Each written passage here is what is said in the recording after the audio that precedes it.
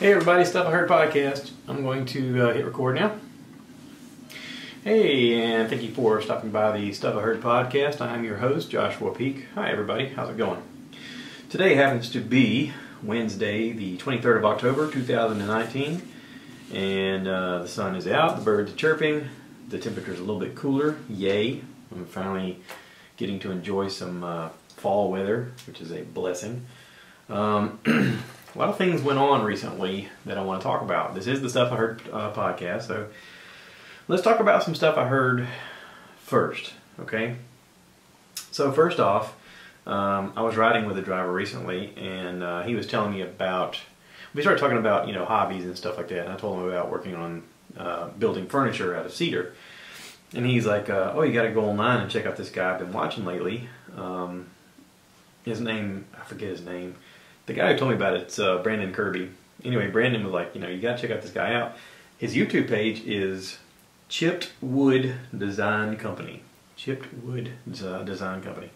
And he's like, this guy's, building this beautiful waterfall table, and it was pretty fascinating the way he did it. He's like, you can tell he knows what he's doing because the guy's got a decent shop, and he's like, just check it out. I'll send you the link. I was like, all right, cool. So he sent me the link, and I went and checked it out on YouTube, and he had told me that the guy had a lot of, woodworking type videos, and at a certain point, you could see that he was learning how to fly planes, and he's like, he hadn't posted in a while, but he's probably busy flying planes and, living his life and that kind of stuff, and I was like, yeah, you're probably right. So anyway, I click on his link, I start watching the videos, and it's interesting the way this guy's building this table. He's doing it out of walnut, and he's joined together pieces of wood into a big table. He's cut the ends of them, perfectly. He's done a diagonal cut between two pieces. One side's going to be basically the legs, which is the waterfall effect of it. If you think about an upside down L, and one side being legs and the other side being the tabletop. And then he put like a metal table leg on the other side. It's a pretty interesting looking table. It's not something that I would look into doing, mainly because it looks like it's very unsturdy. It looks like if you applied any pressure to it, it would probably fall over.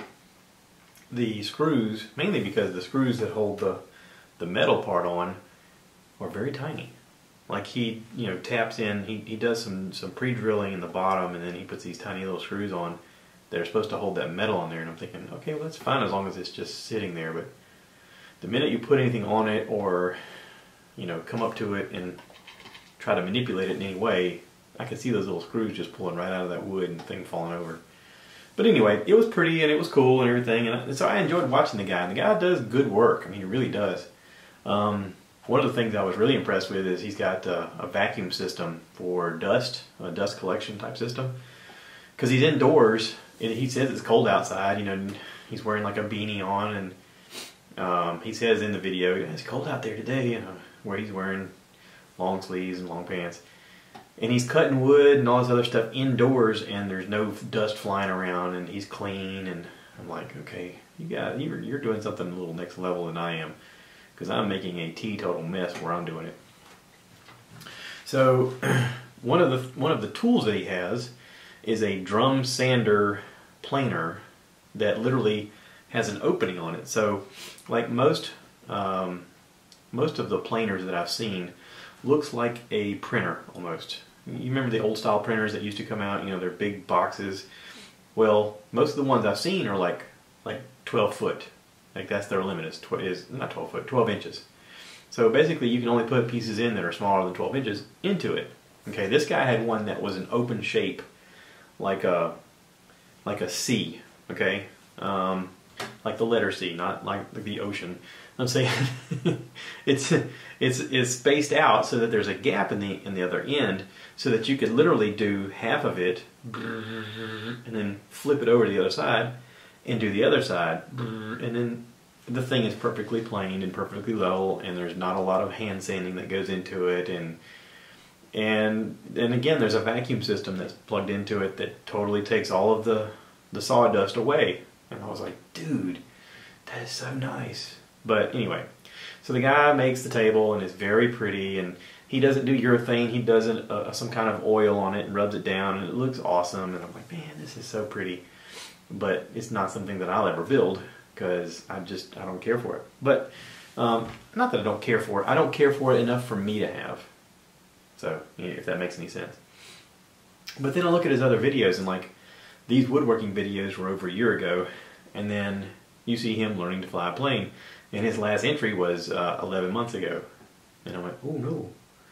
And so I reached out to Brandon, and I was like, hey, did you notice that his videos, like the last ones were 11 months ago? And he's like, yeah, maybe he's just busy living his life. I was like, or maybe he crashed. And he goes, dude.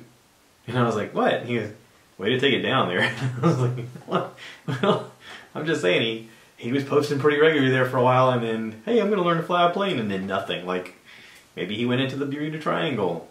Maybe he did, start a new journey on, I'm going to learn to fly planes, and isn't recording anything. I don't know. Who knows? But anyway, I hope the guy's okay. He did some decent videos, and thank you to Brandon for showing me those. That's pretty cool. Again, if you want to check out his stuff, it's on Chopped Wood Design Company on YouTube. Watch his waterfall video. It's pretty darn neat. He's got 4 parts to it, but it's a neat design. Okay, let's talk about YouTube. YouTube's getting on my nerves. Okay, I post on YouTube. If you guys don't know, if you're watching me on YouTube right now, you're like, yeah, no kidding, dude. YouTube is annoying in the fact that lately, it's not YouTube per se. It's somebody is manipulating YouTube to claim that anything you put out is their content. They have some kind of automatic bot that whenever you post a video here lately, they're clicking on some automated thing. Like, as soon as I publish a video, I get a thing saying, so-and-so claims copyright to this. And you're like, the hell he does? Who is this person? Who is this made-up thing? And there's no way to refute it. There's no way to get in touch with YouTube and say, this is bull. I mean, this is my content. This is things I created. And it's like, oh, you'll still get some monetization, but you're going to have to share it with this other guy who claims that what you just made is his or hers or whatever, theirs. And it's not right. And I've reached out to YouTube, and I've tried to get in touch with them, and I've gotten no response. And I'm frustrated. I'm frustrated by their lack of understanding of how manipulative this is and how it's hurting creators. Now, I am in the benefit of the fact that I do not depend on YouTube for my money. There are a lot of people that do. There are a lot of people that have all their eggs in that basket because they've reached a point where they have enough subscribers and enough viewers and enough clicks and enough watches so they can do content creation and they can do advertising and they can make some money and they can spend their time doing nothing but creating. I'm not at that point. I am making a little bit of money, which helps me pay for all the equipment that you see around here. It helps me pay for some of the things that I need to upgrade so that the quality is better for you guys. I'm in the process right now of purchasing more microphones, more extension arms, a different mixer board, different equipment to make the whole experience better. Now, the problem is somebody out there has found a loophole that they can just claim that everything is somebody else's. No, this is my content. I'm copyrighting it. Like, what? There is a button on YouTube now on their creator page that says copyright. And if you click on it, if you've created content, sometimes someone takes your entire video and publishes it as their own. And that's not right. But people are doing it. Or, who knows who's doing it? I don't even know. But anyway, so I had to go in there and refute the claims. And I'm like, hey, this is my content. Like, I created this. The music part is what pisses me off the most. Is like, if you guys have been around at all and watched any of my content, you know that back about 2 years ago, I bought a drone. And I was like, I want to figure out how to fly this thing. And then I flew it around and I made some videos where it was completely silent and confusing because everybody was like, dude, what am I watching? This is boring. And it is boring. It's beautiful, but it's also boring because there's no sound. I forgot to put me in the videos. I forgot to talk to the camera. I forgot to do a lot of things that I learned how to do. But one of the things that I needed was some music. And some of my videos were pretty long, and I thought, okay, I got to learn to make music somehow. And so I went down the rabbit hole, and I got on GarageBand, and I figured out how to make music through GarageBand by looping different types of sample music together and sort of made a sound out of it. There is a YouTube page called Just Because. It's a bunch of young guys down in, I think they're in Australia or New Zealand, one of the two. And they do tutorials on music that they do. The guys were actually pretty helpful. I wrote them and they wrote me back and gave me some tips. They do a lot of YouTube stuff with drones and with surfing and lots of cool adventure stuff that I thought would be really fun to do if I was younger. That I'm at the age now I don't have the energy or the time because of a full-time job and all the other stuff and family demands. But these guys made fun videos, and they made their own music, and they made their videos with their friends, and they were having a good time. And they actually have videos where they show you step by step. Okay, so if you time this out and you put this music here and you click here, and this is the way it sounds, and it shows the progression and it shows how they do it. And I'm like, I could do that. And so my wife will tell you, I annoyed the crap out of her because I sat on the couch for a good month, almost every evening with headphones on, trying to figure out how to make music just so my stupid drone videos would have music to it. And when I figured it out, I was like, okay, cool, I got a couple of songs here that I've made now that I can actually put in here.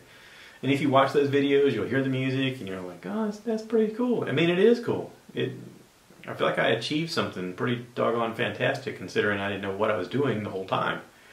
Just like this podcast. I still don't know what I'm doing, but thank you to everybody who listen and participate.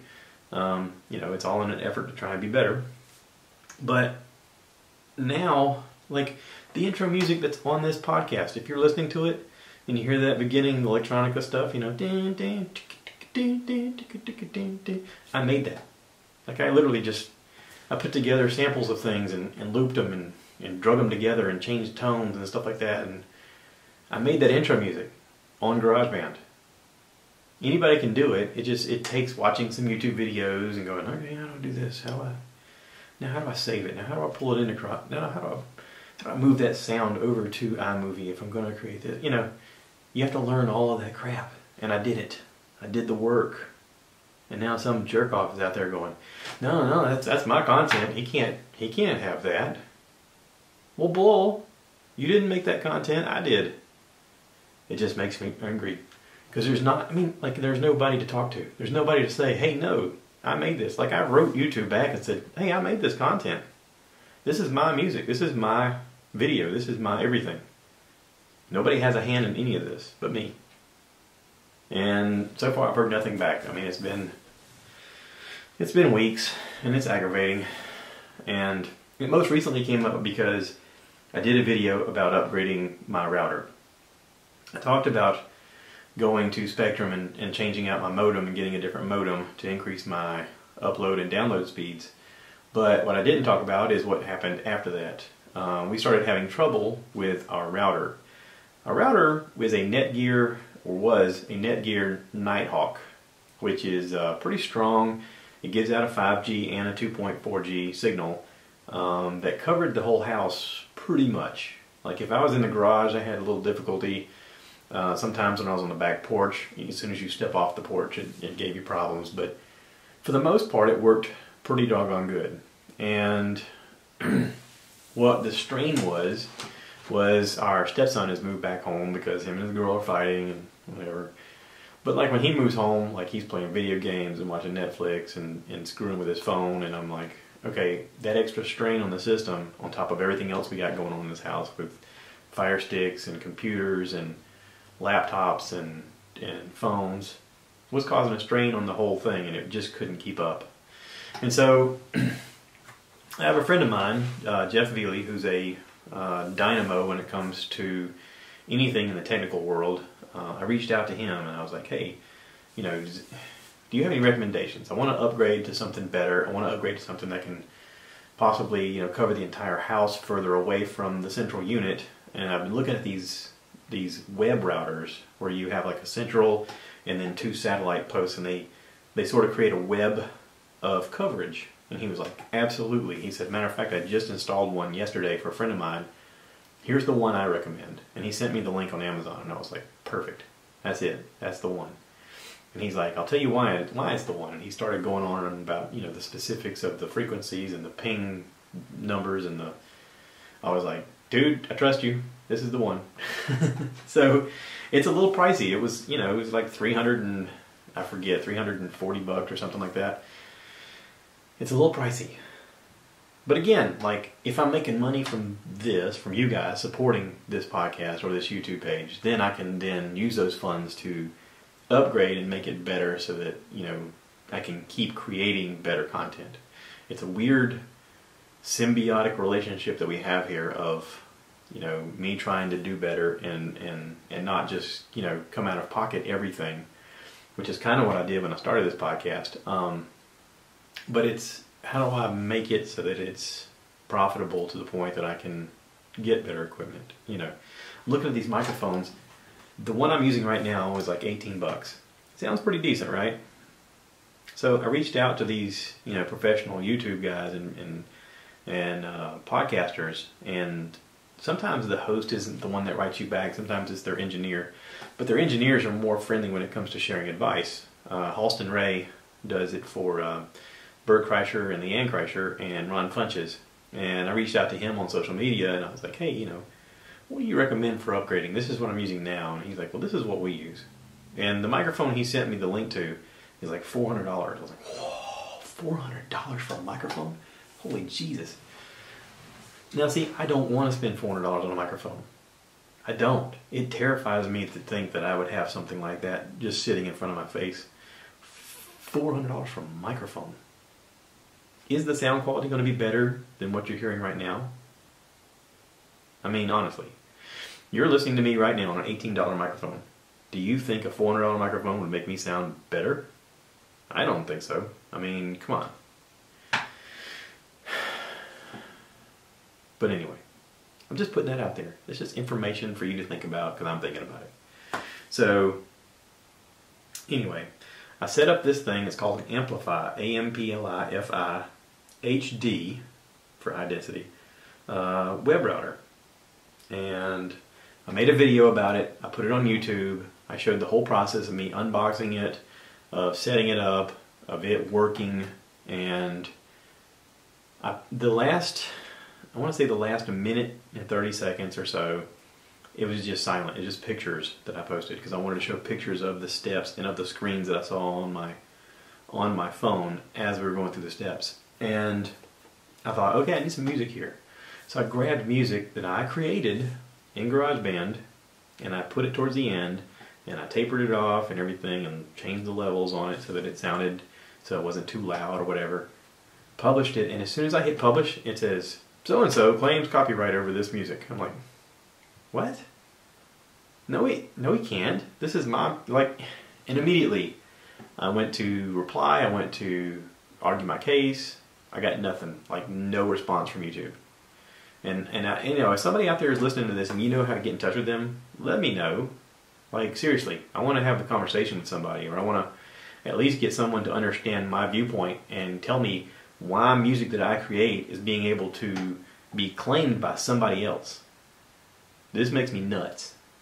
And I can't be the only one. I'm just Josh Peak here in Florence, South Carolina doing this. I mean, I'm no Casey Neistat. I'm no, you know, PewDiePie or whoever. I mean, are those guys given different allowances than I am to do that kind of stuff? I don't know. But anyway, I want to argue my case. I want this to be a thing. Now here's what I did today, okay, because I have some time today. I didn't have time when I posted the video originally. I mean, it sat out there for maybe a day or two. But I had time today, so I went into my computer, I remade the video and just took that music off of it and put in music that's in actual iMovie. Some of that sample, you know, background sound. I just put it on there. And I was like, okay, well, let me publish this. Maybe I won't get something saying that it's copyrighted, because, I mean, this is getting out of hand. This is just stupid. So anyway, I republished the video with different sounds. So if you guys see it on YouTube and you're like, I just watched this video. It's a different video. It's the same video, but it's just different music at the end. So anyway, I'm a little discouraged by that. It's a little infuriating. I want to talk about a show that I watched on Netflix. It's called Living with Yourself. It's Paul Rudd. Paul Rudd and Paul Rudd, because there's two Paul Rudds. Not really, but in the show there's him and there's a clone of him, and Aisling Bea. Aisling Bea is a actor and comedian from, I think she's from Ireland. Ireland. She was on Bert Kreischer's podcast a while back, and she was kind of a bitch on the podcast.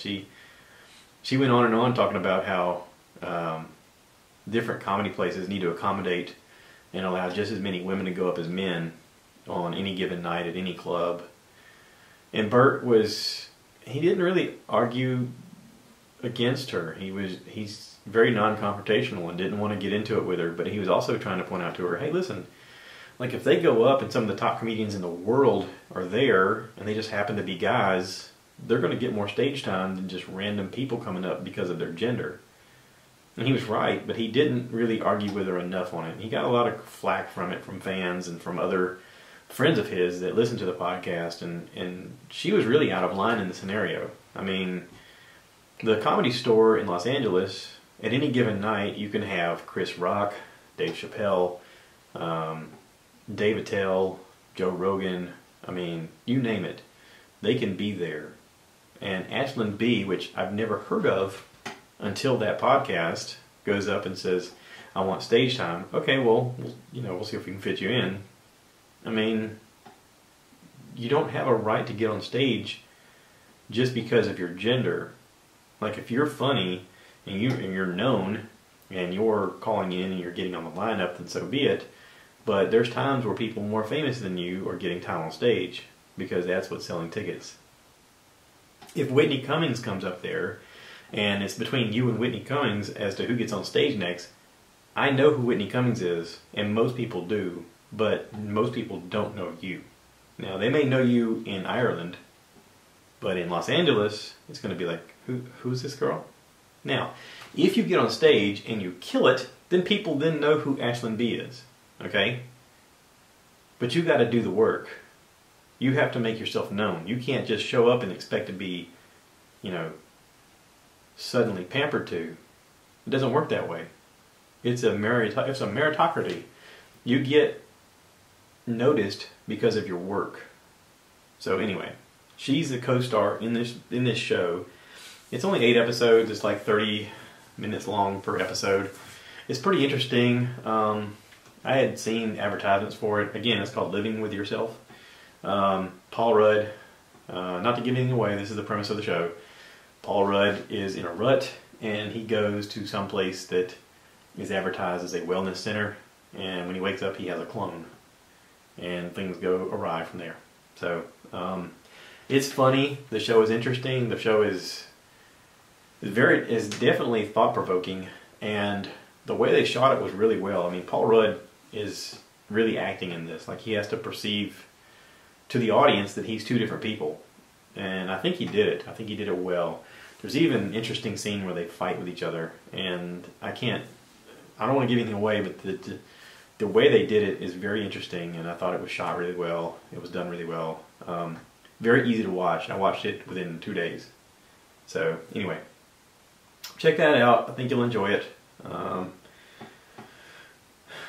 getting a phone call from a random number I don't know, which means I don't know you, so I'm not answering it. If you call somebody and you don't leave a message, just assume they're going to block your number at that point because they don't know you. Because that's how telemarketing seems to work, is they'll just call you and call you and call you and call you, and when you answer, they go, "Oh, we got one. We'll keep calling that number." I don't even answer it. If I don't know the number, I don't answer it. It goes straight to voicemail. If I don't have you programmed in my phone, good luck. If you don't leave me a voicemail, you're getting blocked.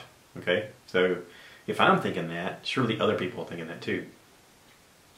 Alright, let's talk about some podcasts. I listened to Inside of You with Michael Rosenbaum. Michael did a couple interviews that I listened to. Jason Mewes is from Jay and Silent Bob. He plays Jay, obviously. Very raspy voice. I watched him in the Jay and Silent Bob movie, or with Clerks, I guess you'd say, years ago. They're my age, so I was young. I want to say I was like just out of high school, or maybe, yeah, just out of high school when Clerks came out. And I had heard that Kevin Smith had made this movie. He paid very little money to do it. He had his friends do it. He recorded they did the whole thing sort of pirate style where no one really got approval. They just sort of filmed it, put it together, and he took it around and showed it at different film festivals, and it was a hit. Like, he invested very little money and it made a ton of money. And from that, this is what I heard. Okay, this is stuff I heard podcast. From that, I heard that's how Miramax got started. Like, before that, it was like an independent type label, and they distributed it through an agreement, and then Miramax became this giant conglomerate production studio because of the success of Clerks. And Kevin Smith went on to do lots of other stuff. I mean, he did Mallrats, Chasing Amy, Jersey Girl, Dogma, you know, the list goes on and on. Jay and Silent Bob Strikes Back, and now they have a new movie. Was it Jay and Silent Bob Return or something like that? I don't know. There's a weird story with that. They're on a tour where they get to meet fans and watch the movie together and answer questions and take pictures and that kind of stuff. And a buddy of mine wanted to go and see them when they came to Macon, Georgia. And we were going to, you know, make a trip and do the whole thing, but prices were just too high, and it was going to be in February, and the movie's already come out in October, so it was like, yeah, what's the point? I mean, that's a lot of money. It was a lot of money. But I'm glad that I got to listen to this podcast because I didn't know anything about Jason Mewes. I really didn't. I had seen him in stuff, and I always kind of pictured him as this, you know, very outward, boisterous fellow who probably did drugs and, you know, was a little out there on the fringe, but I just assumed that he and Kevin Smith were buddies. And so this podcast was great. They immediately go into the fact that, you know, Jason talked about how he was younger than Kevin Smith. He used to hang around with the same guys. They cast him in the movie, and they told him, they said, just be like, you know, just be yourself. Just be how you were when we met you. And so him on Clerks is a lot like he was when he was younger. And he talks about, you know, the successes and the failures of their careers together, and how he really got into drug use very heavily. At one time he told Michael Rosenbaum that he was taking like 60 opioids a day, which is crazy. I can't believe he's still alive. But he talks about going through rehab and getting well in the process, and everything that was involved during that. It's a very interesting podcast. Please check it out if you're into Jay and Silent Bob, or if you want to know more about their relationship or how they made the movies or any of that stuff. I think you'll enjoy it. So this morning I listened to Michael Rosenbaum interviewed Dane Cook, and Dane apparently is on tour right now. He's doing a lot of comedy, talking about his life, about things that he went through with his brother. For those of you who don't know, his brother swindled him out of millions of dollars, and basically Dane had to get him arrested. Dane had to put him in jail.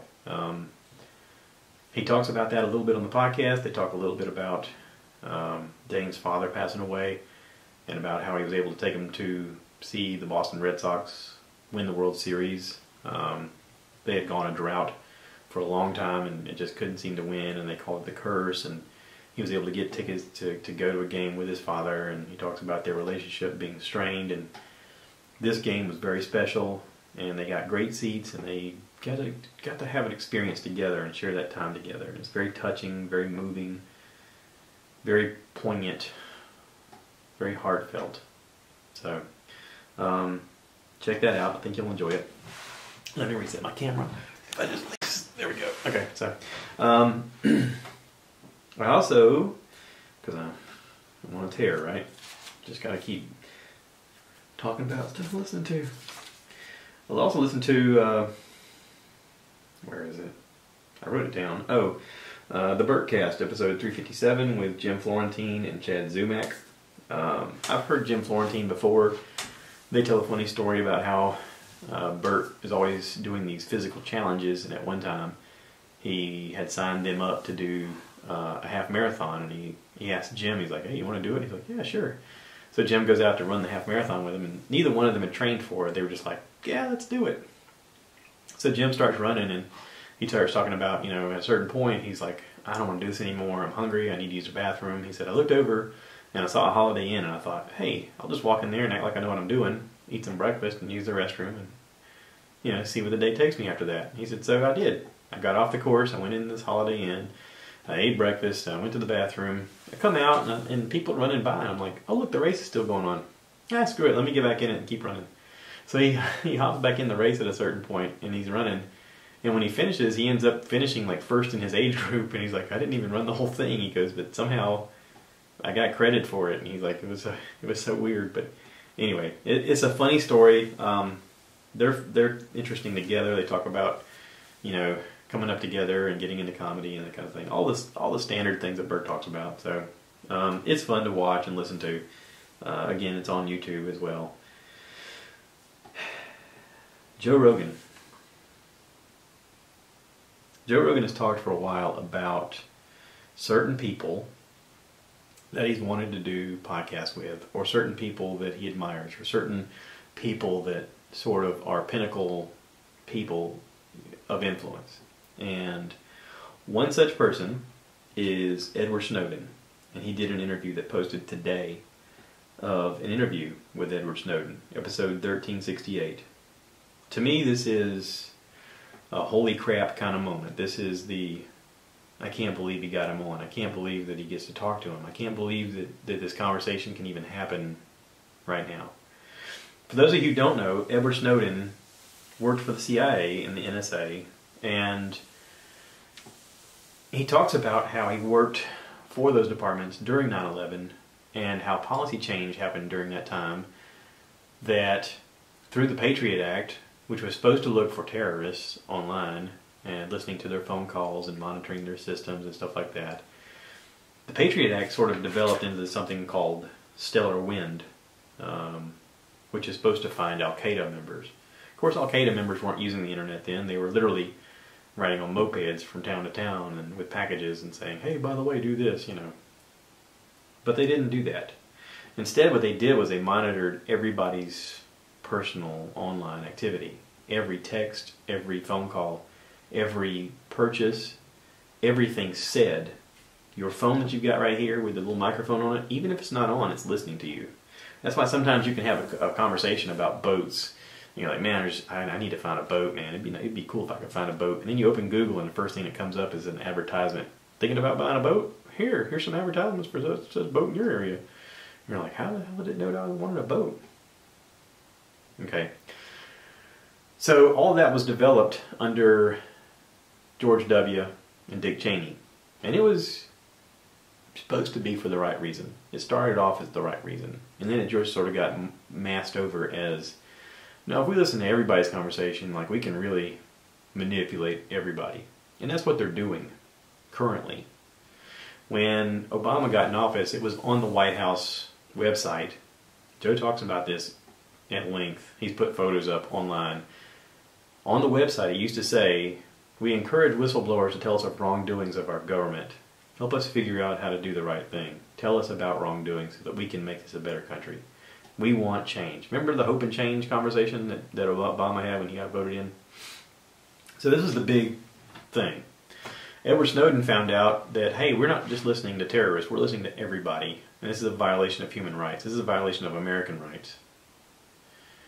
So he got in touch with some news outlets and he said, listen, I'm going to give you some information. Just say the facts. Just tell them what's happening. And so they did.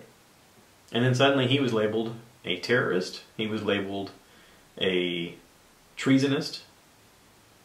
And if they had got their hands on him, they would have put him in a dark hole and you'd never hear about him again. But he was a smart guy and he got out of there. And he suck asylum. Suck? That's not the right word. He seeked. No, that's not the right word either. He sought. That's it, sought. He sought asylum anywhere he could. And Russia gave him asylum. They were like, hey, come here, we'll keep you safe. They were hoping they would get information. Of course, he's a smart guy. He's not telling anything that isn't already out there. But he got out of America. He got out of reach of any kind of hands that can do him wrong. And there's a lot of people in this country that really believe that he's an enemy of the state. And I think he's a hero. Not because he did anything that was heroic. It's because he literally said the thing that we were all thinking. When all this was happening, and you heard, the information of, today's news, we learned that the government is not only listening to targeted threats, but they're listening to every conversation that everybody's having everywhere all the time. Me, like most Americans, went, yeah, no kidding. If anybody was shocked by that, then you've been walking around with your head in a hole. But that conversation was no surprise. I mean, who doesn't understand that if you put it online, it exists forever? I'm making YouTube videos with my face. You guys see me on YouTube, okay? I'm putting my voice on a podcast. I've been doing this for over a year. This is episode 153. You don't think I got enough content out there that if they wanted to manipulate my voice and make me say something that I haven't said, a reality, they could do that. Sure, why not? They totally could. There's nothing I can do to stop it. They've done that with Joe Rogan. They've used different programs to make him say all kinds of crazy stuff, and he's like, I never said this thing. But they can do that. There's enough content out there of all of us, whether we realize it or not. They could basically replicate you. Visually, sound-wise. It wouldn't necessarily be 100% you, but it'd be close enough that it'd be really hard to tell. And that's crazy to think about, but it's a reality. And Edward Snowden is still treated as a terrorist and a treasonist. He still has to seek asylum in other countries. He can't come back here. He did this whole podcast with Joe through Skype or some other online ability. I don't exactly know that it was Skype, but it looks like Skype on the picture. But I started listening to it. It's a 3-hour podcast. I'm an hour in so far, and everything he said is stuff that I already knew, stuff that I'd heard about.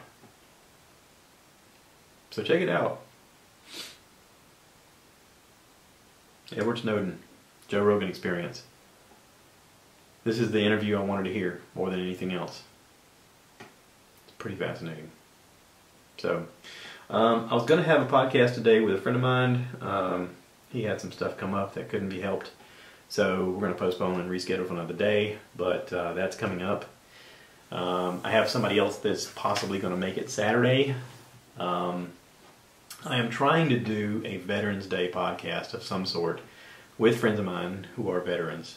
So I'm going to see if I can make that happen. I don't know for certain I can, but, going to try. So thank you to everybody who is listening, who have stuck around, and who have given me support. I appreciate every one of you. I am trying to build community. I am trying to have conversations that people don't normally have.